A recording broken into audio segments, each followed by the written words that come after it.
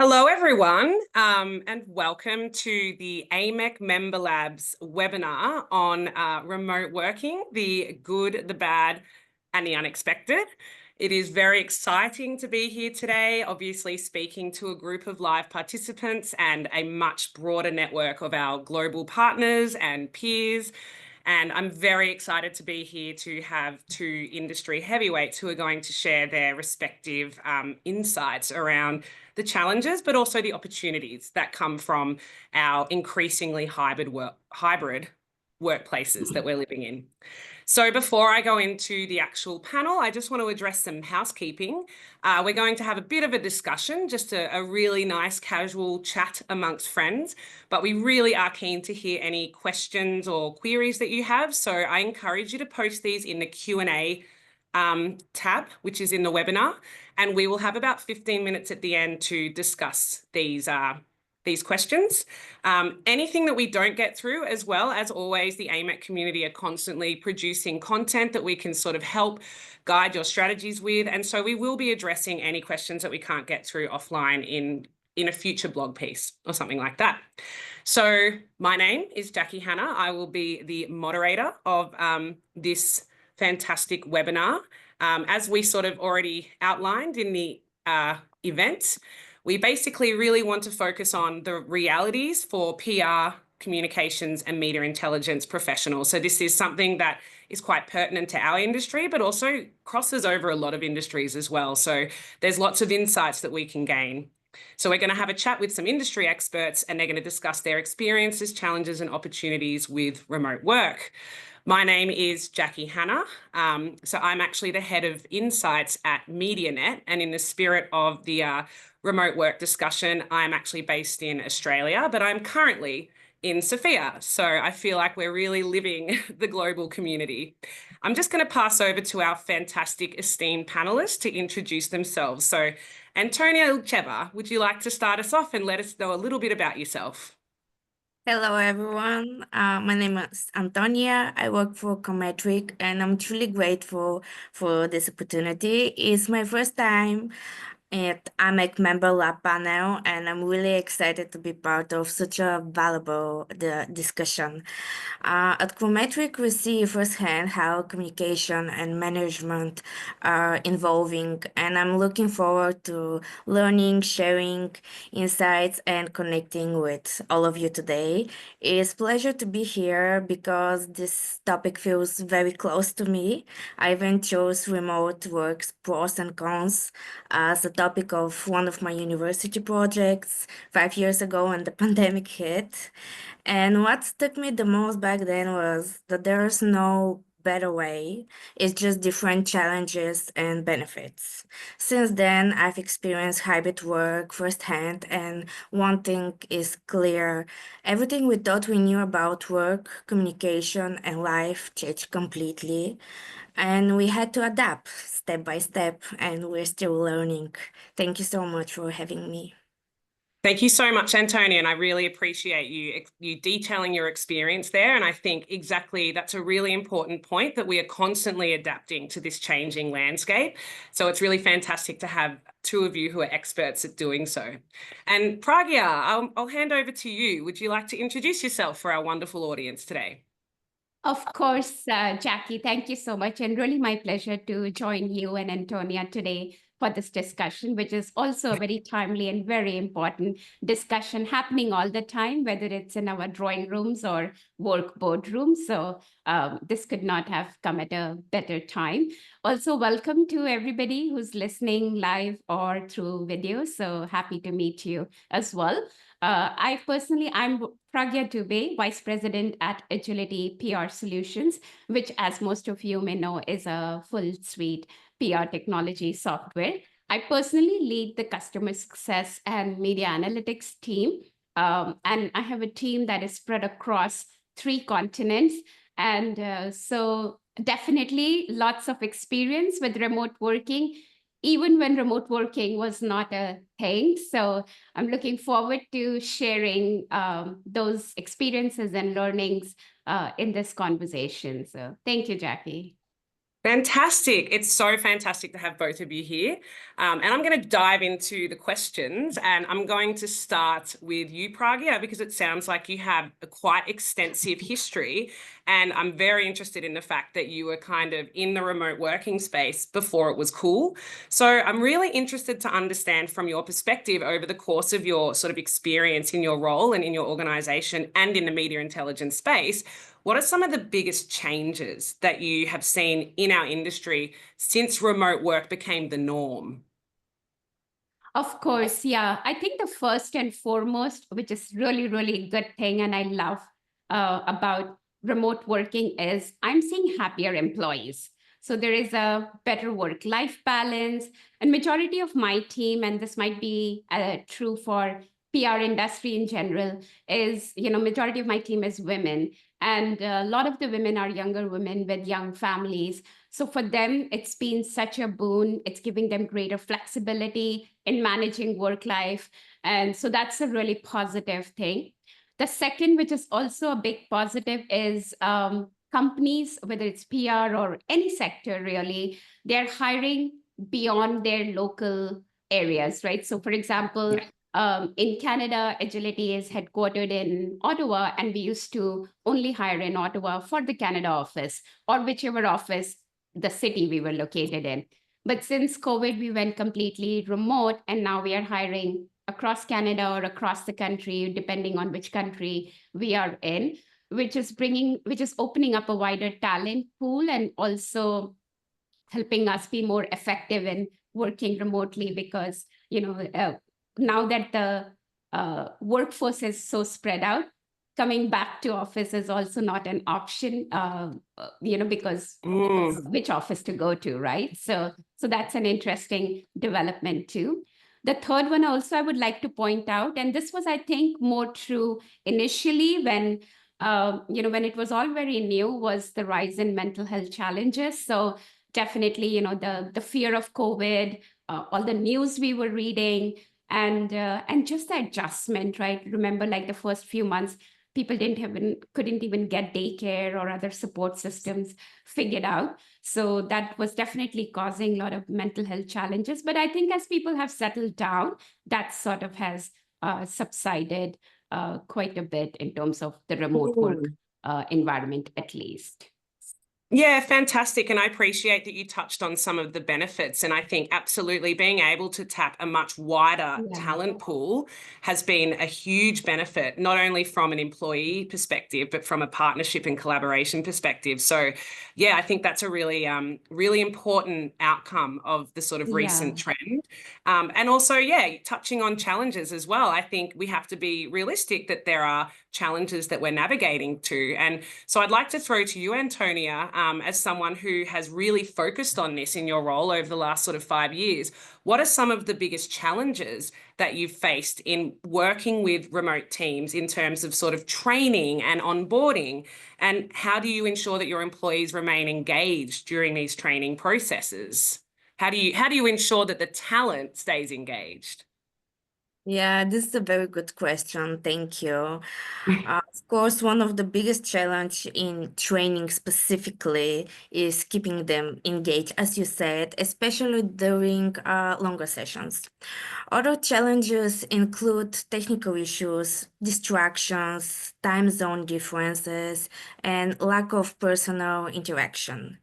To ensure engagement during training specifically, you can start with an icebreaker. I know it sounds cliche, but it really helps participants feel comfortable and encourage interaction from the beginning. After that, it's important to encourage participants to turn on their cameras if they're okay with that, of course, to create a more interactive and personal experience. Ask questions and engage discussions to keep everyone actively involved. I think this really is key. Another thing, it's always good to use practical exercise in the trainings because people remember concepts better when they apply them in real scenarios and encourage problem solving and deeper understanding. If the trainings or the sessions, the meetings are longer, it's good to schedule a short break to prevent fatigue or help them stay focused. And make content visually appealing. This is very important for me. Make it with slides, videos, and graphics to maintain the interest. And last but not least, maybe to provide the follow-up materials and opportunities for post-training discussions and to enforce learning. That's really fantastic. And I think it's really interesting that you've outlined some quite simple strategies there that we might overlook in terms of importance. So I think having small icebreakers and putting on cameras really does foster a connection between your employees. And I know that during the pandemic years, that was actually a big shift that our teams made. And it really kept the team kind of collected and motivated during what was obviously a bit of a difficult time. So I'm interested, Pragya, because you also mentioned that at the start of COVID that there were some sort of challenges that you and your teams overcame. So I'm interested in how you have maintained engagement and motivation when you're dealing with teams across so many different time zones and jurisdictions amid the challenges that may have came out of remote working in the early days. Absolutely. I think first I just want to comment, Antonia, about something as simple as the keeping the video on. It's such a basic but such an important thing. The last thing you want is you don't know who you're talking to. I mean, you know who you're talking to, but kind of like talking to a wall kind of a There's no feeling, right? facial So yeah, expression, I nothing. so agree with that. Yeah. For us, as soon as we went remote, the big thing was how to stay close-knit. And we were very good close-knit team. But also, there were also a lot of movement, as you will recall. There was that whole quitting thing or people, were leaving. So we also started getting new team members. So staying together, building a close-knit team, having that sense of belonging, we really had to go back to a drawing board and work at it to see how can we create that environment even remotely. How can we encourage organic friendships blooming, which happened very naturally at work, but when you were in person, but when you're online, a common trend becomes, even if you have like a 5-minute question, you're like, hey, can we connect on Zoom, kind of a thing. So we wanted to have it more there. So our teams really went back in terms of, our communication protocols, the technologies that we're using. And the biggest was changing the culture, which means not so much changing the culture because a lot of it was already ingrained in there. So it's not so much a huge lift for us, but little bit really insisting and making it more intentional. So to give an example, let's say if I'm slacking somebody quickly, if that person responds after 3 hours, then I have lost that in that moment feeling, right? So even having that culture of if somebody slacks you, you want to get back within seconds, minute, not like take your own sweet time to do that. And so having that as a culture was very, very critical in building that immediate connections for us. So, I mean, there were a lot of different things like that we did, but that was the biggest challenge which we foreseed and was a reality for which we really put a lot of thought and intention into. Yeah, absolutely. I think it's really interesting. It's very difficult to engage with an avatar. So, being able to speak to a human with a face and being able to receive a response in the sort of same time frame that you would probably receive in a physical workplace. Actually, you can't really understate the importance of that. So I think that's really, really a really interesting kind of strategy there. So yeah, I appreciate that. And thank you. It's really interesting talking about just general kind of employee onboarding and employee management. And Antonia, I'm curious to know, do you ever find that you have remote team members that are isolated or feel disconnected from the teams? And what are some of the strategies that you have adopted to sort of address these challenges? That's a really nice question. Thank you. At Comemetric, we primarily work in a hybrid model with some employees working fully remotely. And to prevent isolation, we schedule a regular one-on-one meetings with managers, HR, to provide feedback, discuss improvements, and support employee well-being. We also have informal chat groups where colleagues discuss interesting events, topic, even movies, allowing for casual and friendly interactions beyond work. We have monthly company-wide meetings to keep everybody, including the fully remote colleagues, informed about business updates, new clients, and exciting projects. Promoting in-person team meetings and training sessions whenever is possible, of course, to strengthen the team connections. We also, in the office for the hybrid work, we organize some informal office gatherings after working hours, like board game night or movie night.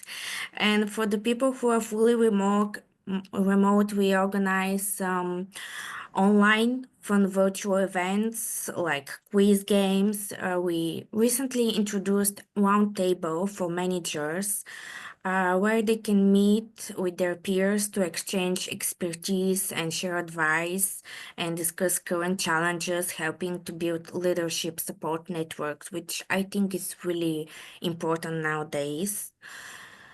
And maybe on the last place, in the company we have internal weekly newsletter, which also keep employees informed to and provides important business updates, ensuring everyone stays connected and up to date. These initiatives help bridge the gap between remote and in-office employees, ensuring that everyone feel connected, valued, and part of the team, which I think is the most important thing. Yeah, absolutely. And I can see that you've got a real balance there of the sort of professional engagement opportunities. So having those monthly or sometimes weekly team check-ins and those professional development opportunities where you can engage and collaborate, but also the social side of things. So having the virtual quizzes and having chat groups where you can talk about your favorite recipes and movies and share photos of your pets. That's a very popular one in our workplace. Yes. So yeah, there's some really fantastic tips there. I guess I would like to segue now into talking about, we're managing our sort of remote teams, but what about managing remote teams when you're working on very complex and intensive sort of projects across multiple markets and multiple time zones? Pragya, I'm really interested in your experience.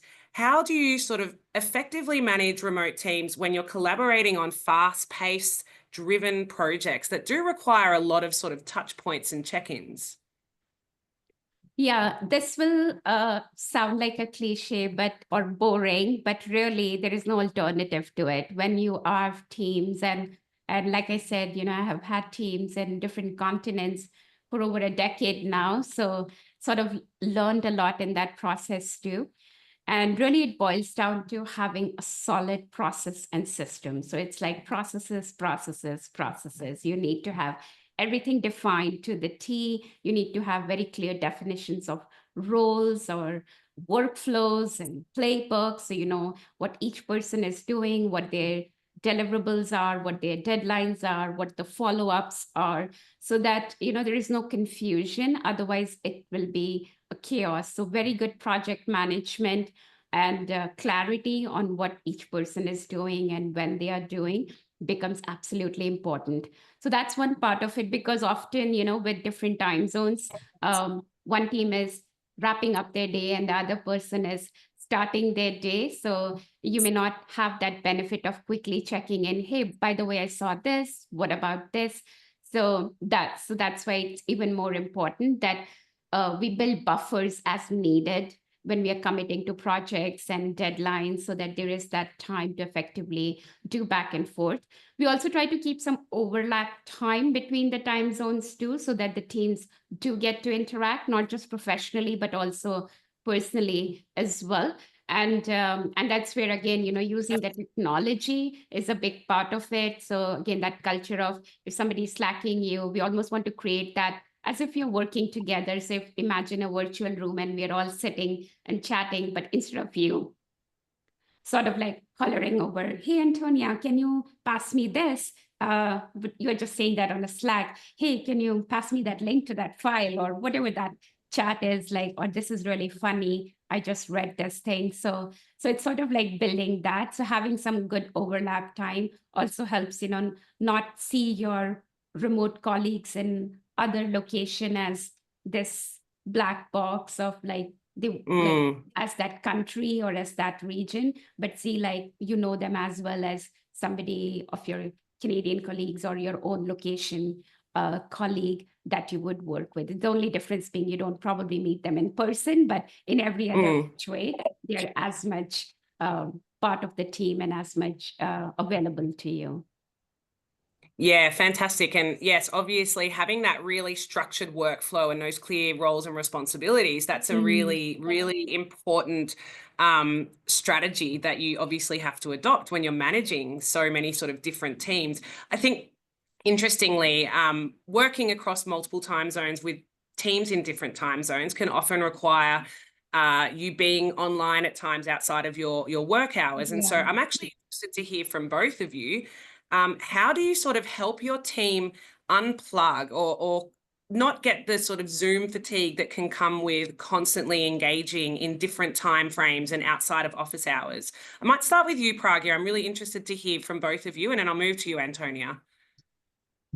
Absolutely. Actually, I think there are 3 parts to it. The first part is you really, really, really have to have that culture of we believe in work-life balance. So as a company, you have to strive for it, because once you strive for it, then all sorts of ideas and stuff will come. So the going in culture cannot be, like if it's, that people will put in the hours that needs for the work, right? Especially because we are a client-focused business. And especially in the PR industry, it's a 24/7 cycle. News is not waiting for the office hours to open, right? So news happens anytime, crisis happens anytime, which means you have to be available to your clients anytime. So first, like I said, is the culture. Second point is staffing. So you really have to plan your staffing well, because you need to have people covering different locations. So the expectation is not that if it's your client, and you know how often it happens, you're about to leave and you get this email where the client is asking for something urgent, they need it, maybe it's like your whole evening shot. So you shouldn't put your employees in that position. So there should be appropriate staff, whoever is in that next shift, or that shift that expands that evening. And not only the staffing, but it goes hand in hand with staffing is appropriate training. So when you're handing off the work, the team member is not feeling, oh, only I know this best, right? If ever there is that situation where in your company, the team member is feeling, only I know this job, or as a manager, you're feeling, oh, this job, only this person can do well, something is wrong in your system. Really, there should be people trained across the organization. Not that everybody needs to be trained on everything, but there has to be suitable planning of workforce and training and decision-making, that no matter when the job comes or when what is needed, there is always staff on duty that is able to handle it, so that it's not a requirement that you're working your 9 to 5 or whatever your regular day is, and then you're constantly on your phone checking, is there something I need to jump in? Is there something breaking? Is there a crisis happening or something along those lines? So these 3 things is a must. We have to think like that. And that culture, like I said, is very, very critical part of it. We also insist that once your day is done, you put your out of office. So every day our staff will put the out of office, so that anybody reaching you knows you're not getting back, kind of thing. And also because we work in different time zones and our clients are in different time zones, we also have the standard message in our emails. Not my email, because I'm always kind of on in a way. But most of our team members will have the message saying, I'm sending this email at a time that is convenient to me. You respond at a time that is convenient to you. So trying to take the pressure off from the person receiving the email that they need to get back right away. So really it's building that culture also that we are respecting people's work-life boundaries and doing. And of course, we all understand and we are all happy to pitch in if some, if we do need to work beyond our hours, and we all understand that's the need, but it really needs to be far and few as opposed to being a pattern or an expectation. Yeah, really, really interesting and sound advice there. Antonia, I'm interested to hear from your perspective. How do you sort of manage, because you're probably working with multiple different teams with different kind of work-life pressures, and how do you sort of manage that balance, or how do your team members manage that balance? Thank you. First of all, I really like what Pragya said. Really, really well said. I don't have much to add. In our company, we're mainly based in Sofia, so we don't have such a problem with the time differences and different working hours. The company is small, and we know our colleagues, we know their time zones and their working hours, so we don't have such a difficulty.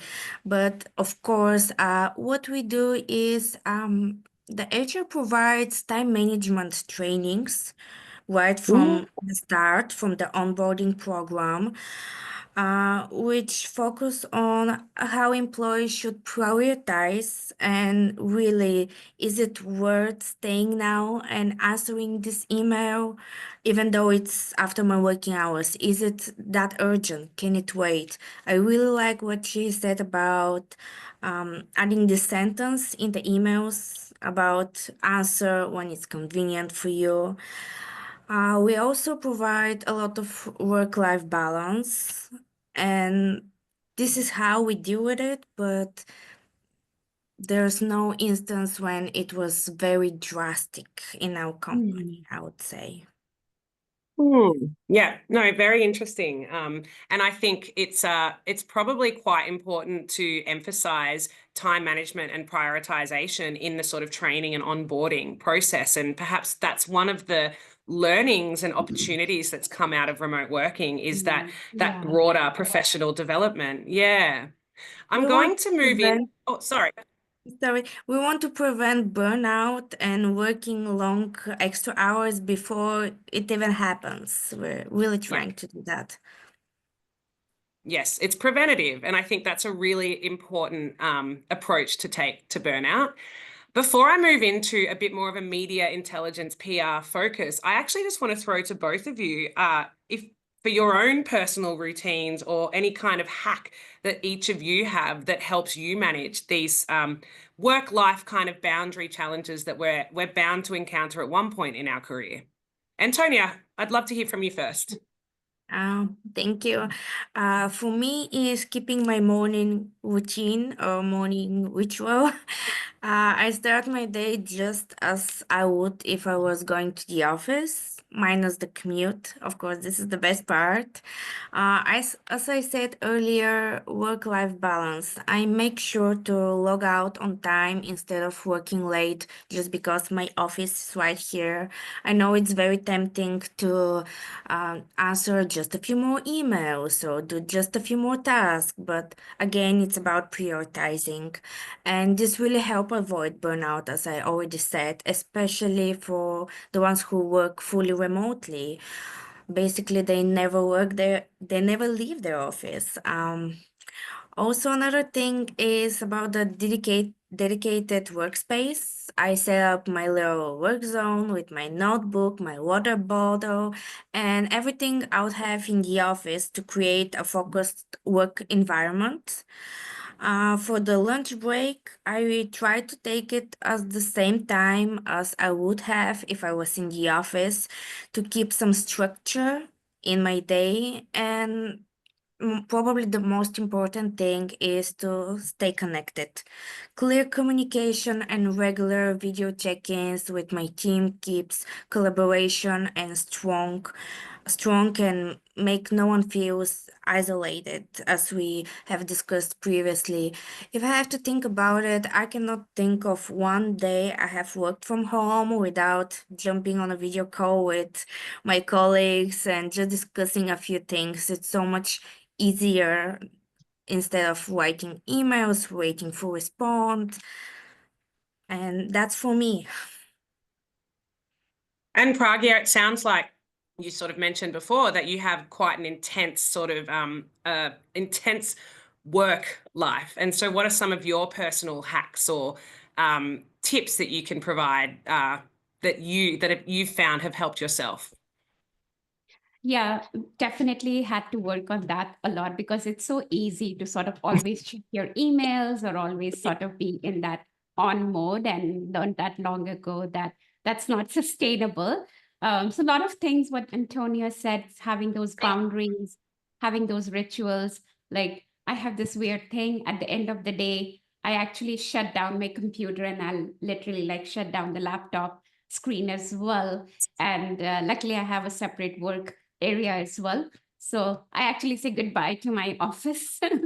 So and most of the things I try to keep my work things separate from my personal life. So if it's I have a personal computer or a tablet that I will use when I'm like browsing online or whatever else I might do, which is different from the work computer. As much separation as I can create. So even things like clothes that I wear to office, I will not wear in my like personal life. So a lot of like these little things so that, and I actually say the statement at the end of the day, I'm like, I did good work, my day's over. Now it's time to relax and recharge. So it's just like almost like you know how say words are powerful. So it's doing these rituals really helps me not just physically leave work, but also mentally leave work in this room or at this desk and then come back tomorrow, and now I can worry all over again about whatever is happening or not happening, because it's the mental de-stress that you have to really master or really work at, more than the physical separation from the work as well. The one other aspect, which really as a manager you have to have, but it became even more so important with the remote working and all of those things, really being flexible and very, very, very patient.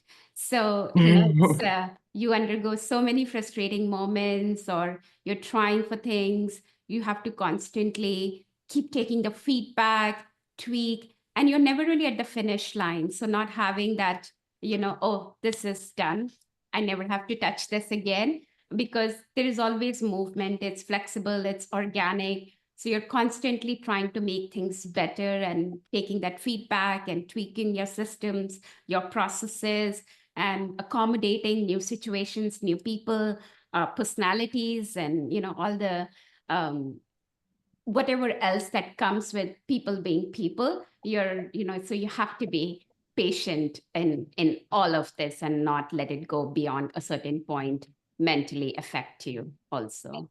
That's so true. I completely agree. I don't think you can understate the role that patience comes into it, because this is a constantly changing environment. So we have to be able to roll with the punches, for want of a better term. So I think that's a really valuable kind of personal takeaway that we could all take from this. And I think also it's important that you both raise the prospect of having physical barriers, even when you're working from home, being able to really separate your workplace from your personal life. Yeah. And we might not think to do that at first. So I think actually those are really, really important pieces of advice. I'm going to move into talking about remote working and collaborating in the context of a PR sort of communications environment. And Pragya, you've obviously been working in your role for a long time, and I imagine you work with a lot of different kinds of team members. So how do you sort of keep cross-functional teams? So you've got the analysts and the strategists and maybe the data wranglers and developers and the business development managers. How do you sort of manage all of these different roles remotely? Yeah, I would sort of like repeat here, really nothing beats having good systems, processes, workflows. So I won't harp more on that because I already sort of do that, but that's really the crux of it. That's the foundation on which you can build a good collaboration. And the other aspect also is like the availability, right? Especially when you're in the same time zone. Communication is very, very, very important. Emails must get responded to. It must get responded to timely. You must close the loop. Slack, like I said, like try to be instantaneous with your responses. And when it's different teams, different members, again, having clarity, not to the individual team members in terms of what their role, what their deliverable, what their function expectation is, but for others around you to also know what the expectations from the other team is, because reliability or it's all interdependent. So knowing that you can depend on the other person to, deliver and do their part is very important. Otherwise, it starts to stress you for no fault of yours. So again, maintaining and having a good project management, building adequate buffers along the process as well. And at the end of it, really also important to state, if things go wrong, that's not the end of the world. Let's not stress over it. If it happens, is it important to know, is it a pattern or it just was situational? Because you certainly cannot control every situation, everybody. So things will go haywire from time to time or here. As long as you're learning from it, implementing it back, for the team members to feel they're in a safe space, they can make mistakes, is another very important aspect of building a high performance collaborative team. So you're not constantly like looking, over your shoulders, but you can relax and trust and have that environment of trust within the team members as well, right? So then you're more aggressive, you're more bolder in taking chances and being innovative, not having to worry about repercussions or what the consequences of these things will be. So it's really building an environment of trust, having good workflows, having good communication. Those would be like 3 very, very important pieces in having that real-time collaboration and effective output from the team. Yeah. So being patient with yourself, but also being patient with your peers is really important. And I think we've all probably experienced a situation where maybe something hasn't gone to plan. And if we really get bogged down in the problems there, we might actually get in our own way. So I think that's a really, really good takeaway that we can all kind of benefit from. And I know obviously dealing with multifunctional teams is one thing, but in our industry, we obviously have quite broad networks of partners and collaborators and clients. So I might throw to you, Antonia. I'm really interested to hear, in your experience, what are sort of some of the key elements of holding a successful virtual event or holding a hybrid event that is bringing in multiple partners and other members of your network? A successful virtual corporate event requires careful planning, engagement, a balance of professional and social elements to ensure attenders are involved and have a positive experience. I think here key elements should be clear goals. You should define the purpose to shape content and engagement right from the start. Interactive content. I've said it before, but use speakers, question and answers, breakout session to keep participants involved. Reliable tech obviously, and strong facilitation. A good host keeps the event dynamic and well structured. It's good to also to have a well-timed agenda. Keep sessions concise with breaks to avoid fatigue if they're longer than a few hours. And of course, follow up. Share key takeaways and next steps to reinforce value. I think this is also very important. Yeah, very helpful tips because we are increasingly organizing a lot of virtual events and networking opportunities. So very helpful there. Just to throw back to you, Pragya, obviously you mentioned that you have a sort of global pool of talent now, and part of that would come with sort of professional development and being able to lead. I'm really interested to hear from you. How do you build trust with team members that you've never met with person and how in person, and how do you sort of lead in a virtual environment? Yeah, I mean, some of it is like not new. When it comes to building trust, that has to be there whether you're remote working or you're in office, right? So definitely remote working brings some additional challenges of, not have as much of that in-person interaction.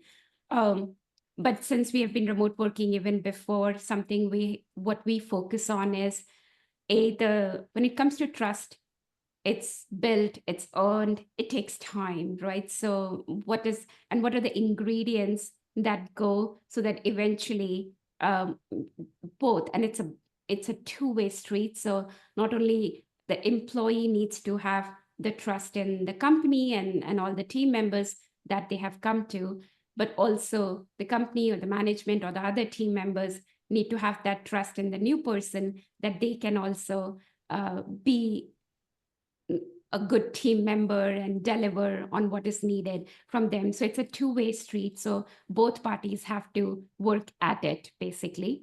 So the first and foremost thing is, especially when a new person is coming in, is to give like a safe environment where they feel comfortable, ask questions. For me, in my personal and work life, asking questions is like something I harp on like a broken record. Like that's the best way to learn. That's the best way to grow. That's the best way to communicate and get to know other people. So but they should feel comfortable asking questions. So you have to constantly put out those messages, and when they do ask questions, encourage them more as well. So, anyways, that's just one aspect of the objective, which is build trust, right? So build a safe environment so that they feel comfortable in participating without always thinking, does it look stupid, or is this a silly question, or is it a stupid question? Will it show my ignorance? So kind of putting them at ease, and while training, also having that buddy system so that regardless of whether you're coming at an entry-level position or mid to senior, the buddy system is always helpful because you don't want to feel lost. So especially like in the remote world, where do I go for what? Who do I go for what? Whether it's an administrative process thing or if it's a work thing, who's the expert in what? Where do we keep these documents? So having a buddy system is helpful because even when you're going through training and again, training is a whole another level, and there are multiple layers of training. But even when you're going through the training, there is so much you absorb and so much you don't.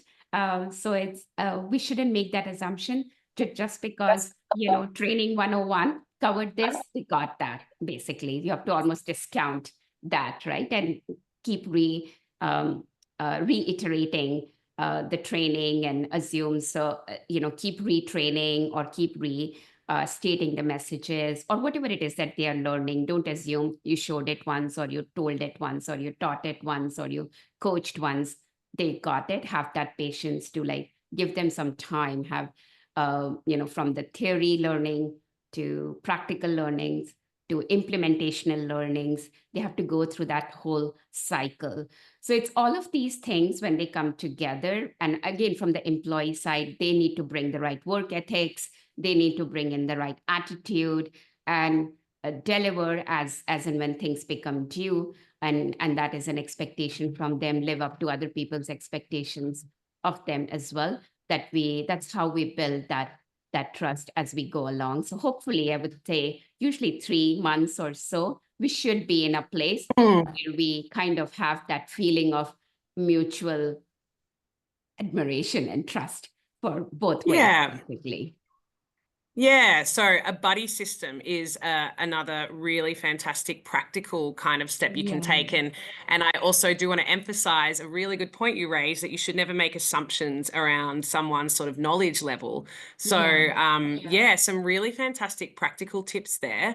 Antonia, I'm curious to hear from you. What's one sort of leadership lesson that remote work has taught you? Only one? Okay, You can say it. I'll narrow it down to two, which are my Okay. favorites and maybe a little bit out of the box. One is continuous to what Pragya was talking about trust. I really like her points. And my advice is also to trust your team and focus on results, not managing, and give people ownership of their work. Another quote that I really like is check in, don't just check up. Regularly connect with your team to offer support, not just to track progress. Trust, clear communication, and human connection matter more than ever. Leaders need to empower their teams to thrive. Yeah, really fantastic advice there. And Pragya, are there any sort of lessons, leadership lessons that you've learned through remote work? Yeah, I think for me, it's really sort of really been that, that patient and nurturing. So especially the nurturing aspect of it, because as a leader, you're really, when you look at your team, you really have to, I don't want to use the word children, but in a way, it's a little bit of that. You have to treat them. So sometimes, you have to be loving, but sometimes you're, kind of like reprimanding also, not like reprimanding, but that parent attitude has to come in. Yeah. So basically that nurturing uh, aspect has to come in. And the other aspect of that nurturing is, don't, like Antonia said, don't get into the weeds. Let's not get into, why did this one thing happen? Why did this one person do this? And you hear a lot of things, like tune out a lot of things as well, and really focus on outputs and deliverables and what will make the impact. And that was one good thing, even before we went work from home. The way we were structured as a company, we always focused on the outputs and the deliverables, which is why when we went remote as well, we didn't feel that pinch, because we were not focused on how long the person has been here, or what time they're clocking in, what time they're clocking out. And now with remote, there is no way to keep track of all those things, but it never mattered to us anyways, because with client-driven business, there are deliverables. If you're timely on your deliverables, if your quality of the deliverables is good, that's all that matters at the end of the day. So back to your question specifically, I kind of got on a roll there. It's really, cultivating that nurturing and patience even more so than it was earlier. It was something I focus on a lot. Yeah, very, very helpful advice. And I'm interested to hear, speaking to future professionals who want to excel and really be empowered in their remote working environment, what are some essential skills that a professional could use or develop in order to thrive in a remote or hybrid working environment? Pragya, I'm interested to hear if you've got any sort of tips. Big one, actually, and I see this very commonly, and I cannot emphasize enough, communicate. So like, you cannot over communicate in remote environment. So simple things like, let's say you've been given a task, then keep the communication going.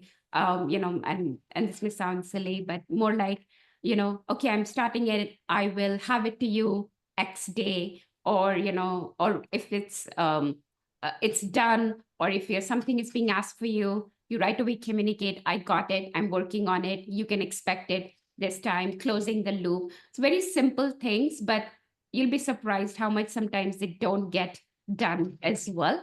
So really setting the expectation, because again, it's you're just a piece in a chain. So it's very important that everybody is kept in the loop and everybody knows what's going on. So whatever the protocols of the team are in terms of keeping each other updated, whatever the documents are that need to be updated so that there is no confusion. That's, again, it all boils down to doing your bit in the communication and not underestimating that part of it. You're never over communicating really when it's working remotely. Antonia, so communication obviously is key. Are there any kind of, in your experience, any kind of skills that people could adopt to really thrive? Oh yes, communication was my top one too. Even though you may be Mine tired, too. yeah, you may be tired of hearing it, but we're gonna keep repeating it. Communication, as I mentioned before, time management is really important. Ability to adapt. Yeah. Conflict resolution is really important. Navigating, solving issues constructively, especially in a remote environment. And I think one skill that doesn't get enough credit but is absolutely crucial is active listening, being fully present in a conversation and understanding other perspectives. Yeah, I appreciate that because I think a lot of people might hear communication and think, okay, well, that's how I am communicating The outwardly, but same. actually listening is just as important. And yeah, that's a really important one. I'm really happy that you flagged that as well. We're going to come to the end shortly, but before we do, I'm going to just ask some sort of big, hard-hitting questions. And Pragya, I'm really interested, particularly from your experience working in media intelligence, how is AI or automation shaping the future of media measurement, particularly in a remote environment? It's a big one. It is, yeah. And especially like at Agility, it's been a leader in introducing a lot of AI innovations in its platform and its product in the working, how we are working as well. So it has been amazing. The output is wonderful, like at much lesser time, something that used to take us half an hour is only taking us 5 minutes now to do it or less, or things like that, right? So people are absolutely loving it. Like our chats are like going bling, bling, bling, bling, bling in terms of, did you try this? Did you try that? So it's been amazing in those ways.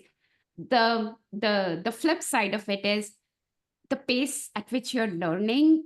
It has to, like, it's putting a lot of pressure to learn things fast, because by the time you learn one thing, there are 10 new things that have popped up, which can be good for you to implement, integrate into your work. You also need to keep up with all that so you can communicate confidently with clients, and also customize all that stuff for your clients. So the pace at which you have to work and learn has gone berserk. So how do you sort of, keep up the sanity in all that new stuff and yet make sure that, you're not dropping the ball on it? That's been like sort of a very new challenge that the AI is bringing. So it's I think for the first time, the pace of innovation technologically is, outgrowing or outpacing the learning of people catching up with it. We're constantly catching up with what's being introduced, kind of thing. So it's very interesting.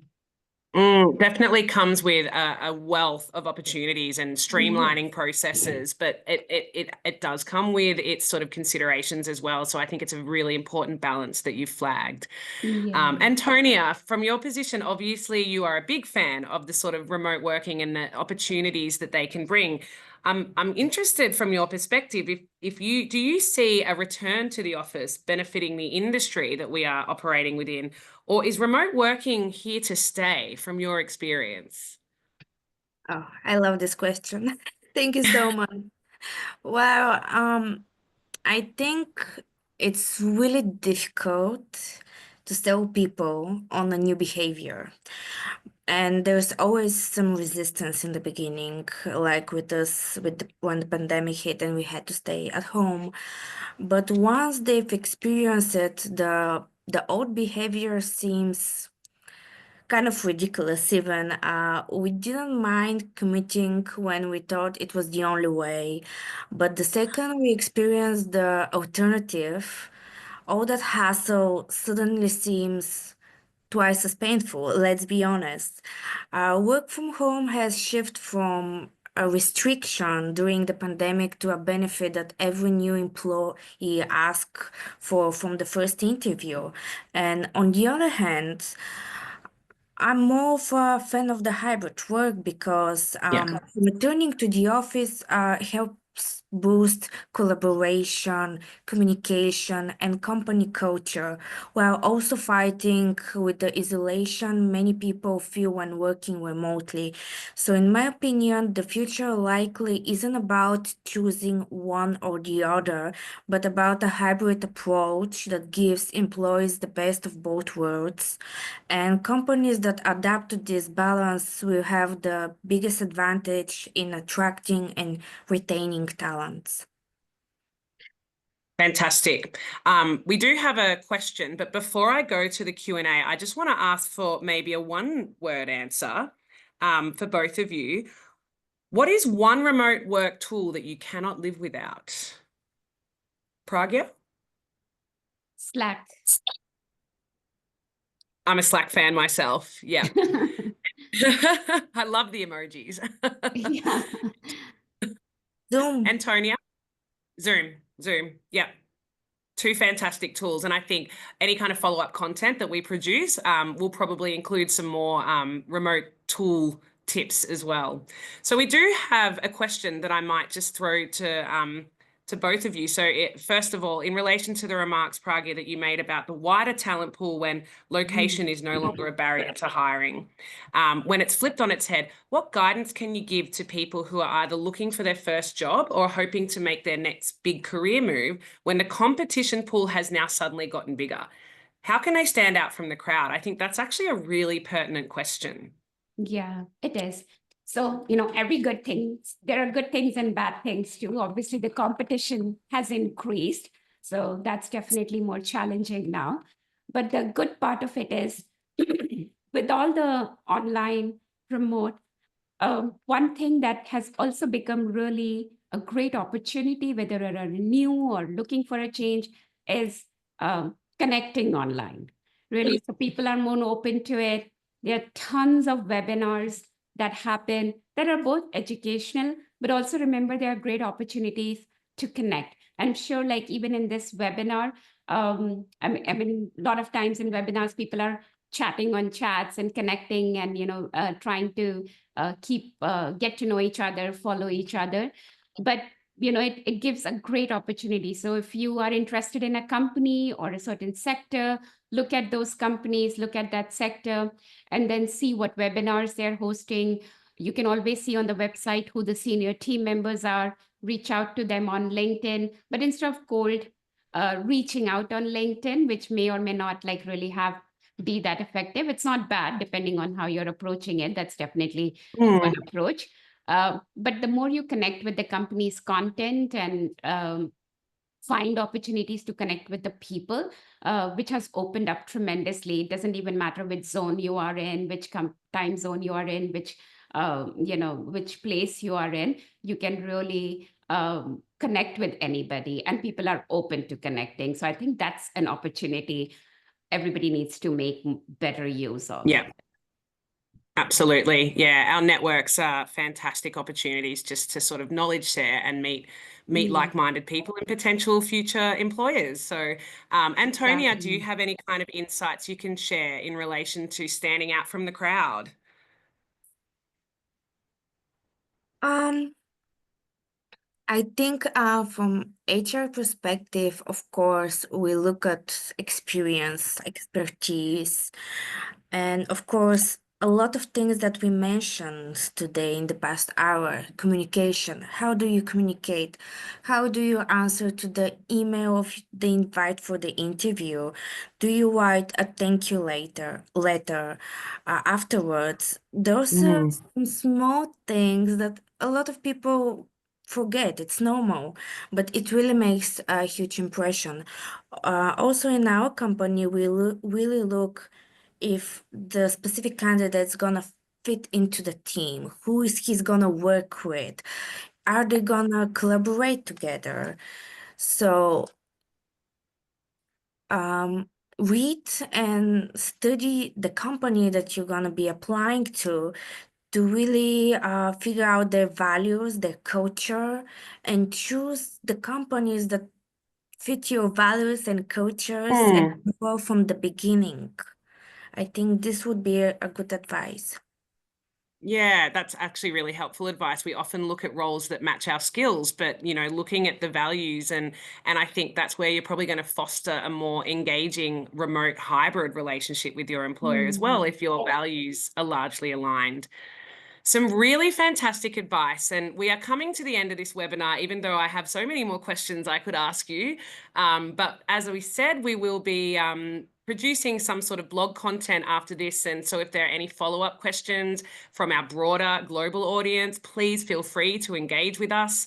I know I'm really excited that I have connected with the two of you and have expanded my network, and really appreciate you both giving up your time this afternoon, or this evening it's become. So thank you so much, Pragya and Antonia. It was an absolute pleasure to talk to you both.